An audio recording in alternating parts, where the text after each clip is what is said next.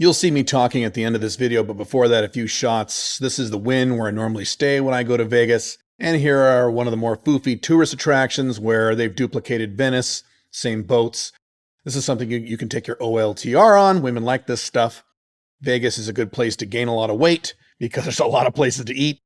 And right now, about a third of the attractions and restaurants are closed in Vegas, which is fine, still fun to do. I don't have sex with hookers. I don't get drunk, so I'm kind of limited here. But I like hanging out regardless. I do play blackjack, although I haven't played blackjack in quite a while because I just don't have the time.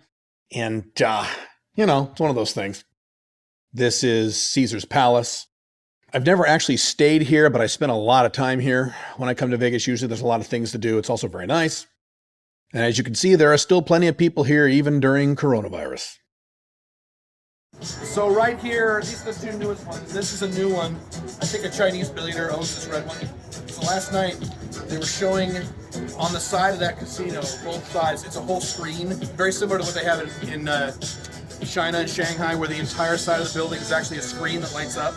And then if you go ahead and look over there, Fontainebleau, that big blue one right there, people don't realize this. The biggest casino in Vegas is one that has never been used and is completely abandoned. It's that big blue one right there, Fontainebleau. So they were building that back in 2007, 2008. And what happened in 2008? The collapse. So they stopped building it. I think it's about 70, 80% complete. And some Arab came in and bought it for literally like 10 cents on the dollar. And he's kind of been just waiting for Vegas to come back. So until then, that just sits there. No one in it, next to the Stratosphere. The Stratosphere is that tower down there, that Space Needle looking thing. That's the very end of the strip. We're kind of on the end here. Crazy. All right, so this is the Wynn. Behind me is the sports area. This is the casino. This is the edge of the casino. The casino is mixed in with both the table games like blackjack and things like that. This right here is the first blackjack table I ever played blackjack at. And it was about 13 years ago. And the table was 200. So the good thing about traveling to places like Vegas during coronavirus is that, as I've talked about and shown, very few people are there, much less people than is the norm. I'm back at the airport now, and this is like a ghost town. Nobody's here. It's hilarious. The bad news is, somewhat bad news, is that in Vegas, I would say about between 30 and 40% of all the attractions there are currently closed. And some people even say, well, why go to Vegas right now if everything's closed? Not everything is closed, about 30, 40%. And if you've been to Vegas, you know what I'm about to say. There is so much stuff to do in Vegas. Even if, a third of that stuff is closed, there is still more than you could ever do or see if you spent an entire week there. So there's still plenty to do. As a matter of fact, in many cases when I go to Vegas, especially when I go with someone else, there's almost too much to do. So it's not a big deal. But that is the downside. So one thing about when I travel is that what I used to do whenever I travel is I would gain 10 pounds of scale weight. Not 10 pounds literally of body fat. That'd be pretty hard to do in just a few days. But 10 pounds of scale weight because of all the crap that I'd eat.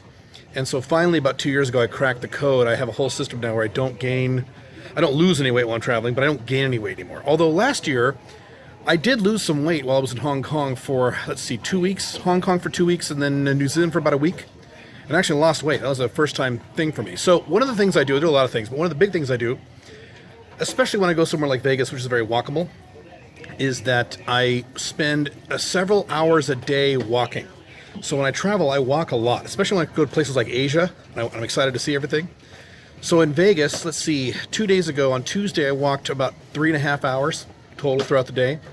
About the same thing the following day. Today was only about a half day, so I walked a little less. Maybe I walked, an hour and a half, maybe 2 hours. I walk a lot. Now, that's not going to make you lose weight, but it's going to help. It's going to help you not gain weight. So I don't gain weight anymore when I travel anymore, and that's a nice thing. I used to gain weight all the time, every time I traveled. Now I don't. It's pretty nice. Normally right now, as I'm waiting for my plane, I would be in one of the lounges, so I am a member of what they call Priority Pass.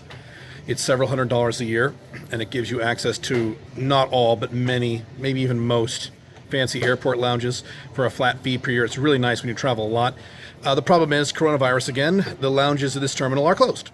So, but you know what? It's not a big deal because I usually go to those lounges because they're quieter It's just less of a mess, and you can sit down and work and focus in an airport lounge in a way you can't sitting in a crowded, angry, noisy airport. But as you can see, I mean, shit, no one's here. So who cares? I don't need a lounge. It's fine. Another huge advantage of traveling when no one else wants to travel. And this is a metaphor. When you go places and do things that most other people don't want to do or are too scared to do or think is stupid to do, you get a lot of benefits in life. So bottom line on Vegas, is Vegas perfect? No. There are a lot of problems with Vegas. There's a lot of scummy people here. There's a lot of rough people here. There's a lot of trash, the trashy areas of Vegas. The lights and the sounds is overkill for a lot of people. It's definitely not for everybody. Is Vegas for everybody? No. About 2 years ago, I brought my dad here. He'd never been to Vegas in his life. Brought my dad here, and he hated it. He hated Vegas. He just wanted us to go back to his hotel room and relax and watch TV. He hated it. He couldn't stand it. My mom, I brought her there, and she loved it. She loved Vegas. Pink Firefly is 50-50 on Vegas. There's aspects of Vegas she likes. There's a lot of Vegas, a lot of the strip she does not like at all. So I like Vegas, but you may hate Vegas, and that's fine. Your job, especially if you're location dependent, is to find out the cities and the countries and the regions that you like the best and figure out what you like the best and go there a lot. So that's what I do. I have figured out all the places in the world I like the best, and I go there a lot. I still want to go to new places, and I will, but my bigger priority these days at my age is to revisit the places that I like a lot. Picture the person finding a wallet belonging to Jordan Hudson. Oh shit, I thought they found my wallet. God damn it. Please contact the owner. So it's a combination between revisiting the places you like and discovering new places. And if you've seen less of the world, then your priority, in my opinion, should be to research and find places, go to new places you've never seen, and see if you like them. Once you've traveled around the world a bunch of times like I have, then you'll kind of know what you like, and you can focus on the places you like, while also visiting new places if you want. I still have a large list of cities all over the world that I want to visit, and I focus on the world in terms of cities, not countries. I think it's stupid to say I visited China. If you went to Shanghai for 3 days and then left, and that's all you saw of China, did you really see China? No, you didn't see China. If you are European and you visited New York for 3 days and then left, did you really visit the United States? No. So I consider these action plans in terms of cities, not countries. So I still have a list of cities I want to see. But the cities and regions that I like the best are going to take precedent over those. And the older I get, the more that will be true. I am a year and a half away from turning 50. So I'm a little more cognizant of this stuff. But anyway, that's my advice to you in terms of you being international, or even not being international, traveling your own country. If you live in a big country like the United States, visiting other parts of the United States is almost like visiting another country. I live in the Pacific Northwest. And in many respects, the East Coast is a different country than the West Coast. Texas, in many respects, is a different country than the Seattle, Portland area. Same thing with Louisiana and places like that. So there you go.